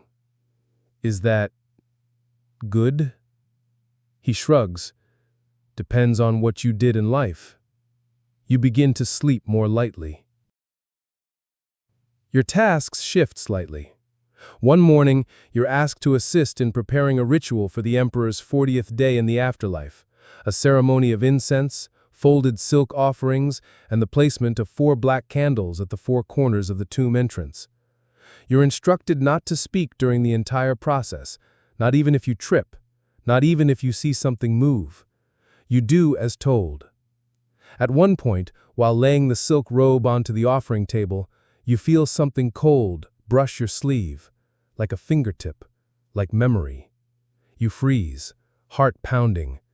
But you don't speak, you don't even breathe. You finish the placement, bow once, and step back. Later, Liu tells you, if they touch you, it means they're listening. You ask, carefully, to what? To see if you lie. You do not sleep that night, but you also do not dream. The tomb division is lonely work, but it gives you something unexpected. Space. Space to think, to remember, to be. In the scriptorium, you are a hand. In the kitchens, a body. In Lady Yun's quarters, a pair of folded arms waiting to be dismissed. But here, among the stones and shadows, you feel like a mind again. Small, yes, insignificant, but your own. Sometimes, after completing your rounds, you sit near the outermost tomb, staring at the curve of the domed roof where moss grows in delicate fractals. You watch birds nest in the carved ears of stone horses. You trace names on the worn tablets, sounding them out softly, as though calling ghosts to tea. No one stops you. No one even sees you. And for the first time since the knife, you feel unseen in a way that isn't erasure. It's peace. The peace of the tomb division doesn't last forever. Like all things in the Forbidden City, your duties shift again. Not abruptly, but with the slow inevitability of footsteps down a corridor you didn't realize you were walking. One day, you were lighting incense beside a granite effigy. The next, you were summoned back to the living. Specifically, to the opera wing. The notice arrives rolled tightly in red thread, carried by a runner who offers no explanation. You are to report immediately to the Hall of Auspicious Sounds for temporary reassignment. Your fingers still smell faintly of sandalwood ash as you bow, return your lantern supplies, and gather your slippers. The opera wing is not part of the daily rhythm of most eunuchs. It's a separate world tucked within the southern courts, a place of music, costumes, and illusions. The halls are warmer, the lamps brighter, and the air carries the scent of rouge, oil paint, and burnt orange peel. For someone like you, trained in silence, accustomed to shadows, it feels almost offensive, almost indecent. You're led to the side entrance of the stage chamber, where costumed shadows flit past you like spirits. There are painted faces, pearl-studded headdresses, swishing sleeves embroidered with tigers and phoenixes. No one seems to walk. Everyone floats. A eunuch greets you, tall, thin, with a faint smile and a voice smooth as tea poured in a quiet room. "You're the one from the tombs," he says, as if reading from a list. "Good. You'll help with the stage setups, but you'll watch more than you touch, and you'll listen more than you speak." That, at least, is familiar. Your first duty is to refill the lamps above the main stage. It's a wooden platform ringed by carved dragons and lacquered in layers so thick the color glows like wine in sunlight. The curtains are gold, the backdrop painted with cranes in flight over mist-covered mountains. It's beautiful. But it is not yours. You climb the wooden ladder slowly, oil flask in one hand, wick in the other. From above, you watch the actors rehearse, a slow, deliberate dance of footwork and gestures. Every blink, every flutter of sleeve, choreographed like a sacred rite. They are men, of course. Even the concubines they portray, with their delicate hand fans and trembling voices, are boys painted to look like women. You know that illusion well. Below, you hear one of them say, "The Emperor loved this one," as he folds a costume into his arms. "He once made us repeat it 3 times in one night." The others murmur in agreement, not with fondness, but fear. You descend quietly, careful not to interrupt. Your second duty is polishing the wooden flute racks.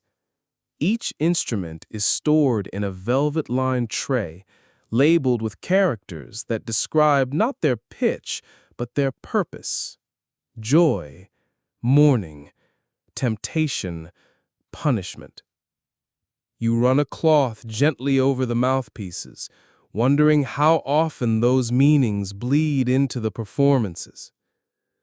In the evenings, you are allowed to stand in the wings and watch. Not as an audience member, not seated with the court, just there, among the other invisible ones, half-shadowed and quiet. And what you witness is strange, magnificent, and deeply unsettling. The opera transforms the palace. Ministers become laughing fools. Empresses sing of heartbreak while holding poisoned tea. Heroes leap across painted mountains to rescue lost children. And always, always, the emperor is portrayed as wise, benevolent, tragic, whether or not that was ever true. You begin to understand that the opera is more than entertainment. It's correction.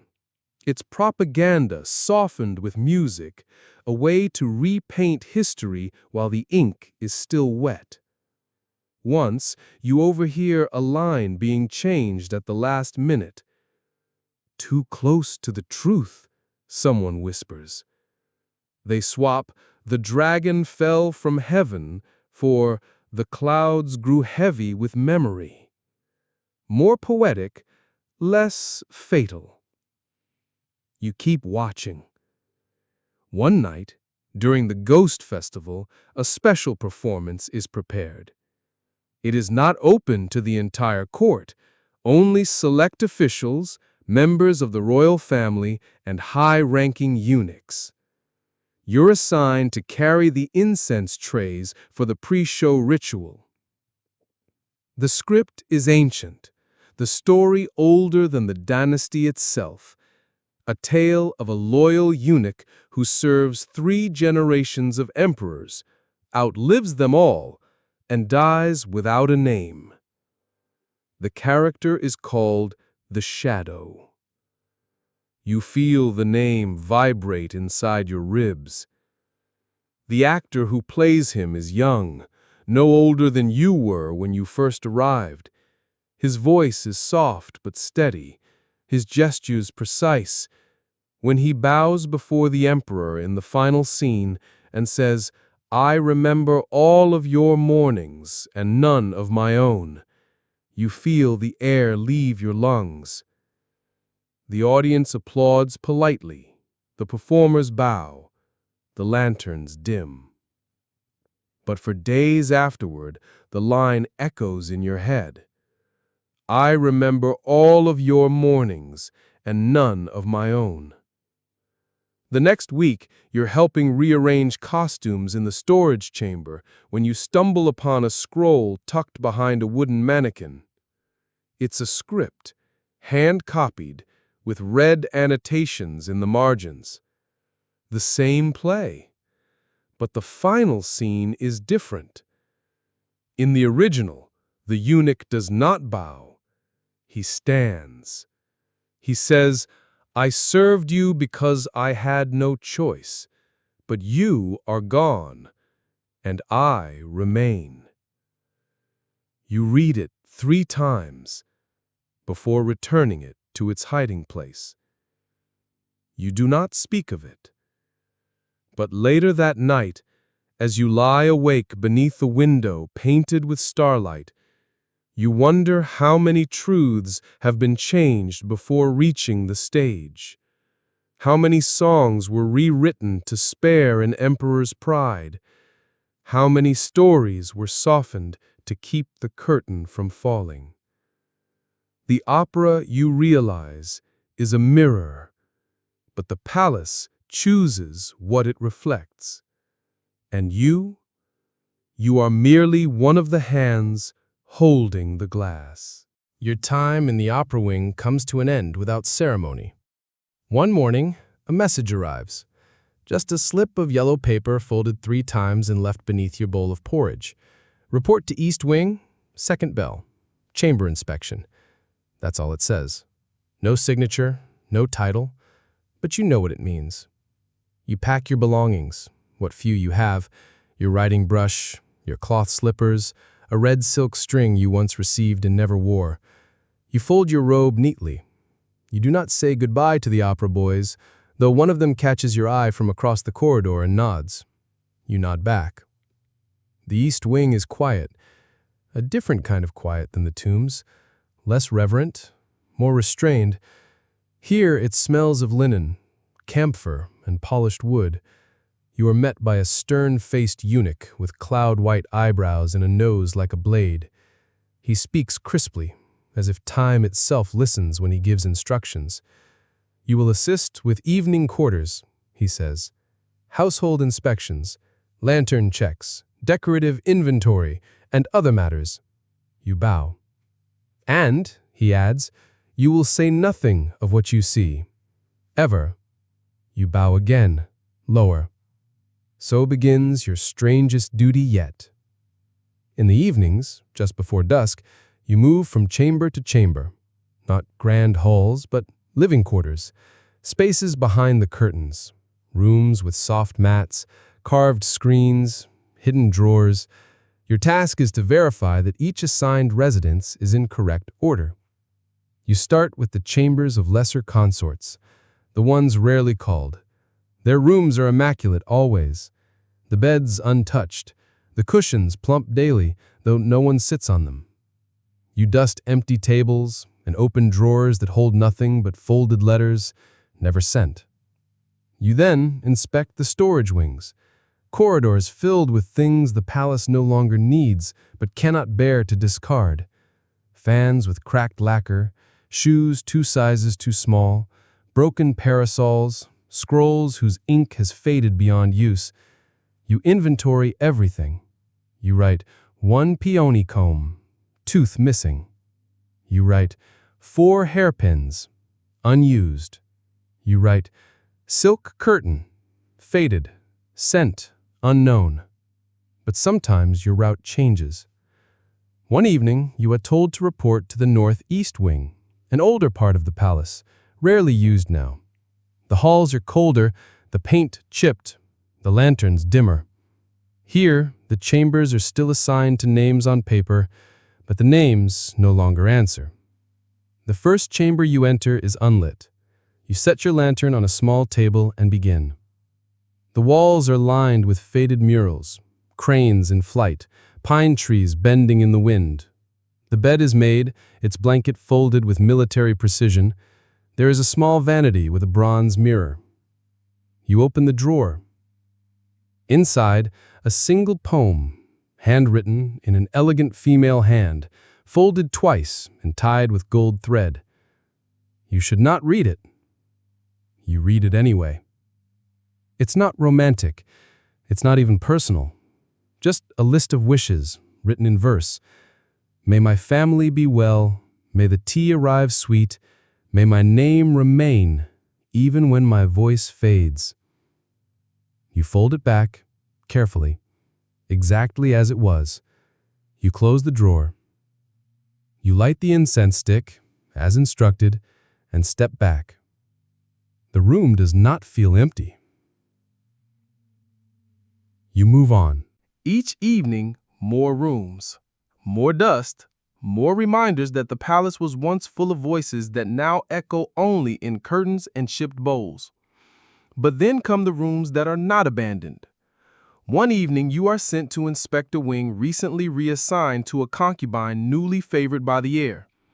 The scent hits you before you even knock. Magnolia oil, warmed wine, and something faintly metallic. You enter and begin your routine. You bow. You scan the walls for damage, the ceiling for cracks.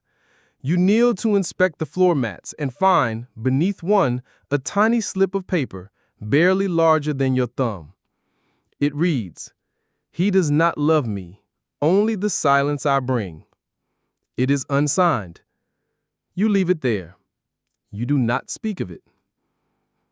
That same week, you're assigned a new nightly task, lighting the lanterns in the Hall of Morning Fragrance. It is not a grand hall, but a ceremonial one, used only for certain observances, naming days, reflection rites, moon rituals. The lanterns are tall, their paper panels painted with birds and clouds.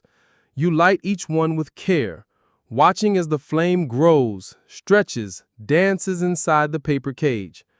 You begin to understand why this task is considered sacred. Light, after all, is not just brightness. In the palace, it is memory. You hear stories from the other eunuchs assigned to similar duties. One speaks of a chamber where the mirror always fogs, even when dry. Another whispers about a shelf that rearranges itself when no one is looking. You do not dismiss these tales. You nod and you remember. One evening, as you light the 4th lantern, you hear a laugh. Not near you. Distant, soft. A child's laugh. You freeze. You are alone. The laugh fades. You do not report it. But the next night, you light that lantern twice, just in case. You begin to understand something the older eunuchs never say aloud. The palace is not just filled with people. It is filled with absences, with former selves, with discarded moments that never quite disappeared. You carry the silence like a robe, and as you move from room to room, each inspection becomes something more. You are not just checking for damage. You are remembering. You are acknowledging the stories that once lived here, the girls who wrote poems to the moon, the boys who whispered prayers to ceilings that never answered, the courtiers who loved, lost, and left nothing behind but a cracked bowl and a faint perfume. And in doing so, you begin to carve out a strange kind of power for yourself. Not loud, not obvious, but real. You are the one who sees everything and says nothing, the one who touches nothing and remembers everything. In a palace built on ritual and forgetting, that is no small thing.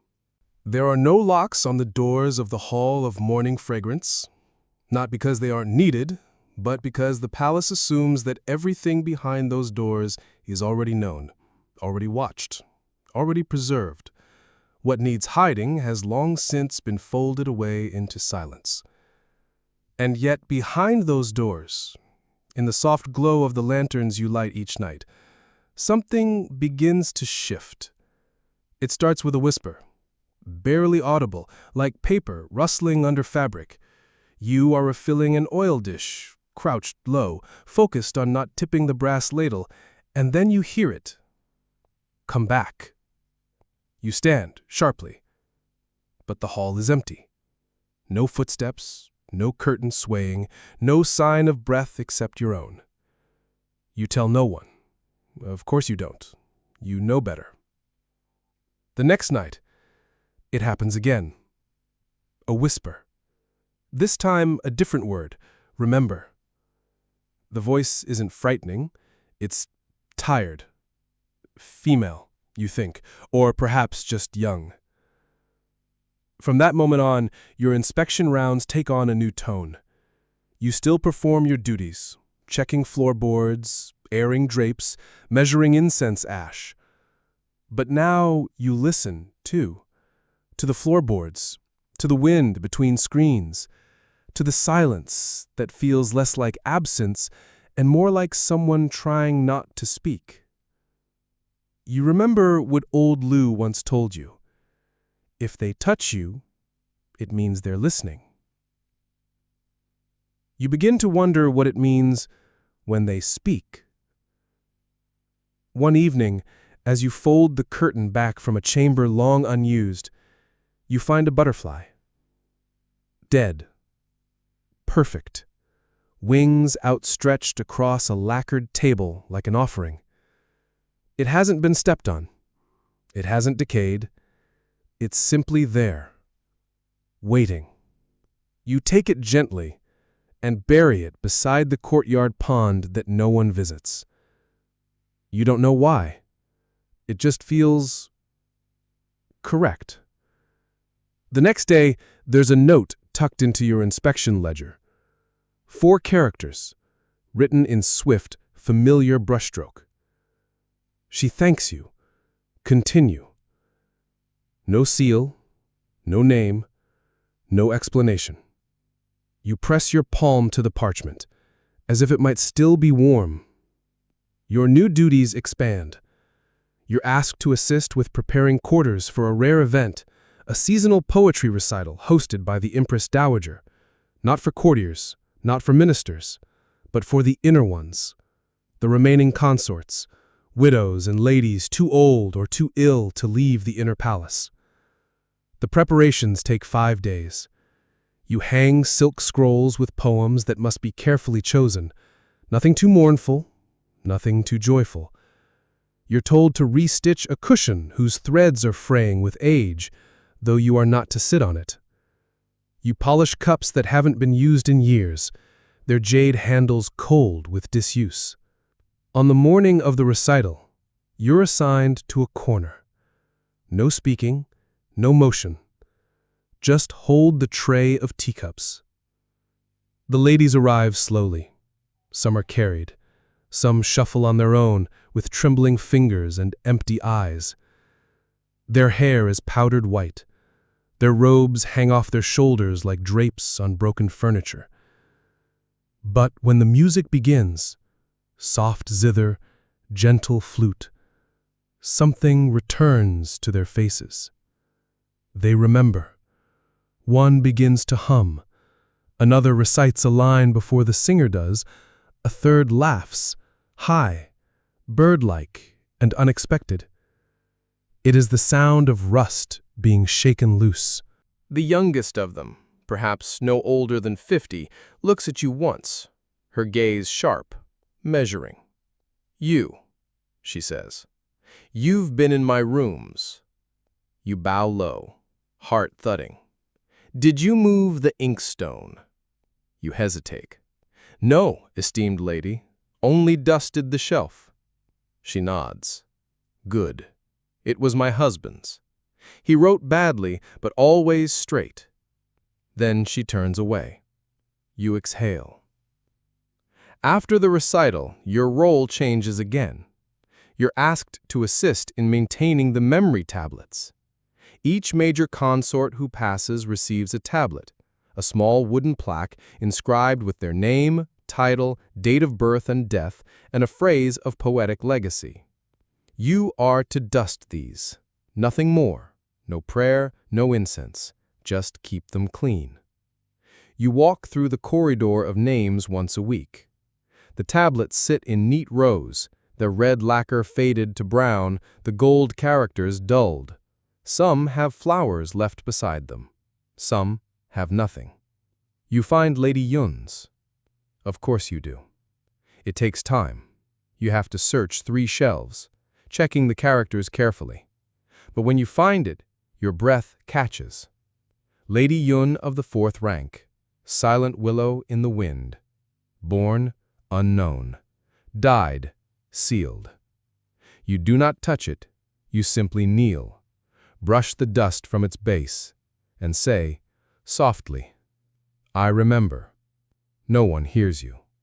Or perhaps someone does. That night, you are assigned a new chamber to inspect. It's locked. You are given a key. This is rare. You bow deeply. Inside, a room unlike the others, not empty, not echoing, but lived in. Not recently, but thoroughly. There are folded letters and a box, a hair comb left mid-bristle, slippers neatly placed beside the bed, a curtain half pulled back as if the occupant meant to return after tea. You feel something settle in your chest. The inventory says this room belongs to a lady named Huai Mi. No death date, no transfer note, just sequestered. You perform your inspection, but you move slower than usual. You open drawers softly. You straighten pillows gently. You light the incense and let it burn longer than the regulations allow. And as you leave, you whisper, "I hope you return." The next day, your inspection sheet has a red dot beside her name. No one explains why, but the chamber is never assigned again. You are never sent back. You continue your rounds, now trusted with more keys, more names. You become the silent keeper of the invisible, the one who ensures that the rooms no longer spoken of are still respected, that the lives no longer lived are still remembered. And sometimes, just sometimes, when you pass a closed curtain, you hear the faint sound of silk brushing against the wall. You do not check. You do not fear. You simply move on. Because in the Forbidden City, even ghosts follow protocol. And so do you. It is the sound of porcelain that almost ruins you. You've spent years practicing the art of silence, learned to walk without footsteps, to breathe without drawing attention, to exist like dust in a sunbeam. But even the best trained hands slip sometimes, and yours do so in the middle of winter, in the north corridor of the Pavilion of Ascending Purity. You are delivering a blue glazed vase back to its original stand after a ceremonial cleaning. It's delicate, wide at the mouth, painted with clouds and twin phoenixes, once gifted to an empress you've only heard of in footnotes. You hold it carefully, reverently. Your breath clouds before your face. The floor beneath your slippers is stone, half frozen. Then it happens. Your foot catches on a rolled corner of a ceremonial carpet, one of those ornate ones that must never be adjusted, only straightened by the textile eunuchs. You lurch, you correct, but the vase tilts. It doesn't shatter, it cracks. A hairline fracture blooms from its neck like a lightning bolt trapped beneath the glaze. It's almost invisible, almost, but not invisible enough. You freeze, the vase still in your hands, the sound of the crack loud as thunder in your chest.